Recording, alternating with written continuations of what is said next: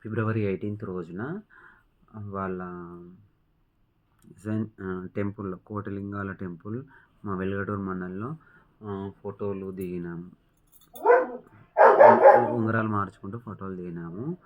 ఎందుకంటే ఇట్లా పెళ్లి చేసుకుంటాం కదా, పెద్ద మనుషులు ఊర్లో వాళ్ళ ఇంట్లో వాళ్ళు తెలిసి చేసుకుందామని రింగ్స్ మార్చుకొని ఎస్ఐని సిఐని గారిని కలిసి ఒప్పించి ఇంటికి రావడము. పెద్ద మనుషులు కూడా పోలీసు వాళ్ళు ఏమన్నారంటే ఎస్ఐసి గారు ఇల్లీగల్ మ్యారేజ్ కదా, ట్రాన్స్జెండర్ ఎల్జిబిటికి మ్యారేజ్, మీరు ఏంటంటే పెద్ద మనుషుల సహాయంతో పెళ్లి చేసుకున్నాడు. మేము కోర్టులో కేసెస్ అన్ని ఫార్వర్డ్ చేసి కోర్టులో విత్డ్రాయల్ చేసాం, క్లోజ్ చేస్తామన్నారు. పెద్ద మనుషులు ఏమన్నారంటే మీరు చేసుకుంటా అంటే మేము చేయనీయమా అన్నట్టుగా మాట్లాడి మా ఫ్యామిలీకి భయపడేసి మాకు ఇటు ప్రాపర్టీ ఇష్యూస్ జరిగినాయి. ఎట్లా అంటే పార్టీషన్ సరిగా జరగకపోవడము, మా పేరెంట్స్ అండ్ బ్రదర్స్ కొంచెం ప్రాబ్లం ఉండడం వల్ల నేను కోర్టులో పార్టీషన్ సూట్ వేసుకున్నాను. అది విలేజ్ లెవెల్లో జరగకపోయిన తర్వాత నేను పార్టీషన్ సూట్ చేయించుకుంటే, ఈ అబ్బాయితో ఇట్లా జరిగినప్పుడు మా వాళ్ళు ఏం చేసినారంటే నా ప్రాపర్టీ మీ కావాలని చెప్పేసి మా నాన్న గిఫ్ట్ డీడ్ ఇచ్చిన ప్రాపర్టీని రిటర్న్ ఇచ్చుకోవడానికి కేసు వేసినారు. ఇట్లా దానికి way issue, water issue, house issue, partition issue ఇవన్నీ ఉన్నాయి.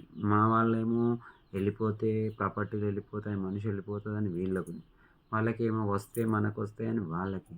ఈ మధ్యత నేను సతమతం అవుతూ ఉంటే ఉన్నారు. దీనికి అన్నింటికి audio record, video evidence, photo evidence, మేమిద్దరం కలిసి ఫోటోలు దిగిన అబ్బాయిలాగా అమ్మాయిలాగా అటెంప్ట్ చేసిన అన్ని ఎవిడెన్స్ ఉన్నాయి.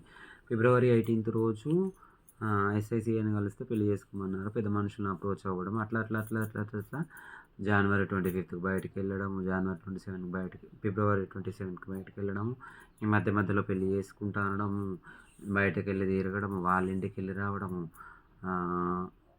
పెళ్లి చేసుకోవడానికి బట్టలు కొనుక్కున్నాము, బంగారం చేయించుకున్నాము, మెట్టెలు అవన్నీ చేయించుకొని పెళ్ళికాంత ఆల్మోస్ట్ రెడీ అయి ఉంది. కాకపోతే వాళ్ళు ఏంటంటే నన్ను ఈ అన్ని ప్రాసెస్లో పెళ్ళి అని అనడము, నేను నమ్మడము, వాళ్ళు చేసుకుంటా అనడము, 6 months తర్వాత చేసుకుందాం, స్టడీ జాబ్ రావాలని వాళ్ళు అనడము, నేను రెండో కేసు పెట్టడం, మళ్ళీ మూడో కేసు పెట్టడం, మళ్ళీ ఫిబ్రవరి 28th రోజు నేనే ఎస్ఐ గారి దగ్గరికి వెళ్ళేసి సార్ ఇద్దరం కూర్చొని పోయినాము. సార్ చేసుకుంటలేడు, నాకు నమ్మకం ఉండట్లేదు అన్నట్టుగా మాట్లాడడము. ఎస్ఐ గారు ఏమన్నారంటే ఆల్రెడీ అది 377 సంబంధించిన సెక్షను ఉంది, మీరు పెళ్లి చేసుకోండి జైలుకి పోవడం బాబా అని చెప్పడము. అన్నీ తినడానికి, తిరగడానికి, ప్రేమించడానికి అడ్డురాని ప్రేమ, జాబ్ చేయడానికి, చదువుకోవడానికి ఎందుకు వస్తుంది, చేసుకుంటే చేసుకోరు బాబు, లేకుంటే నీ ఇష్టం అని అన్నాడు. నేనేమన్నానంటే సార్ నమ్మకం పోయింది, వీళ్ళు ఎవరు, నాకు ఇంట్లో ప్రాపర్టీస్ ఇష్యూస్ వచ్చినాయి, నన్ను మళ్ళీ శారీరకంగా ఆర్థికంగా పెళ్లి చేసుకుంటాను, మళ్ళీ చీట్ చేసిందని చెప్పేసి ఎస్ఐ గారి దగ్గర వదిలేసి వస్తే ఈవినింగ్ వాళ్ళు వదిలేయడము. మళ్ళీ ఫిబ్రవరి 29th రోజు నాకు కాల్ చేయడం, వాళ్ళు నాకు కాల్ చేసినారు ఏమని, 8కి నేను ఊర్లో వెళ్ళాను.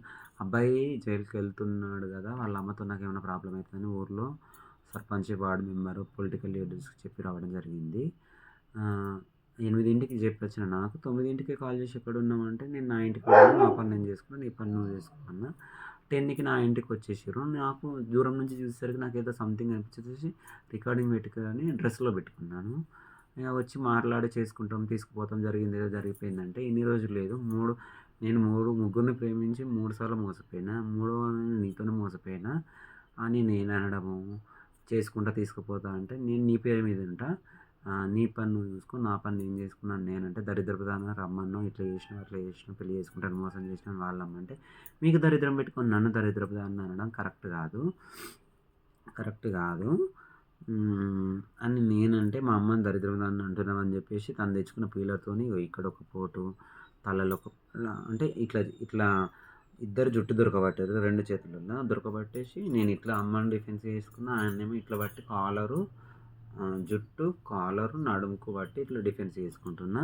ఇట్లా గోర్లతో ఇట్లా 2 పీసులు చేసి గోర్లతో గిచ్చి ఇట్లా చున్ని తీసి పడేసి తెచ్చుకున్న పీలర్తో 6 పోర్లు కడుపులో పొడుస్తా అంటే నేను ఇట్లా డిఫెన్స్ చేసుకున్నట్టు ఇక్కడొకటి, ఇట్లా అంగినప్పుడు ఇక్కడొకటి, మళ్ళీ ఇక్కడొకటి, మళ్ళీ థైస్కి ఒకటి, మళ్ళీ చెస్ట్కి ఒకటి, మళ్ళీ హిప్కి ఒకటి, ఇట్లా 6 పోర్లు తరిగి అవి కింద పడేసి నేను అరెస్ట్ అంటే ఒక విట్నెస్ చూసిండు.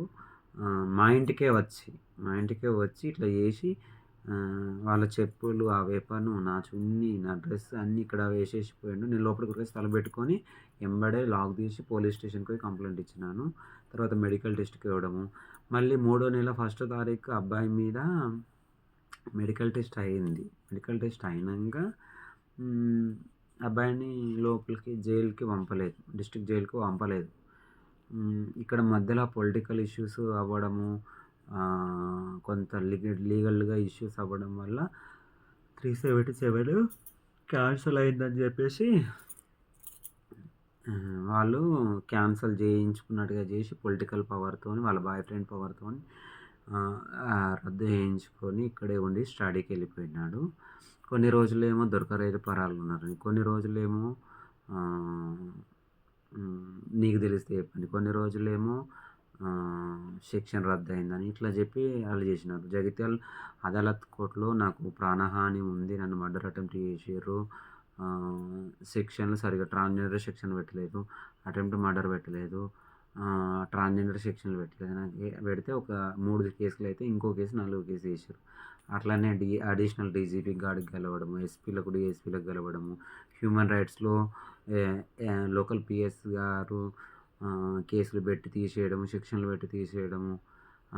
హ్యూమన్ రైట్స్‌లో నాకు ఇట్లా ట్రాన్స్‌జెండర్ అయిన నాకు సెక్షన్లు సరిగ్గా పెట్టక, న్యాయం జరగక నా మీద చంపే ప్రయత్నం జరిగిందని చెప్పేసి నేను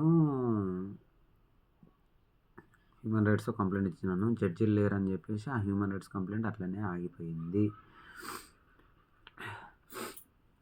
ఇట్లా నేను వ్యవసాయం చేసుకుంటూ కష్టపడి సమ్ గోల్డ్ చేసుకుంటే ఒక ఆడపిల్లగా మారాలనుకున్న నన్ను, ఆడపిల్లగా మారిన నన్ను ప్రేమ, పెళ్ళి, ఫ్యూచర్ పేరుతో దెబ్బతీయాలని చూసినాడు.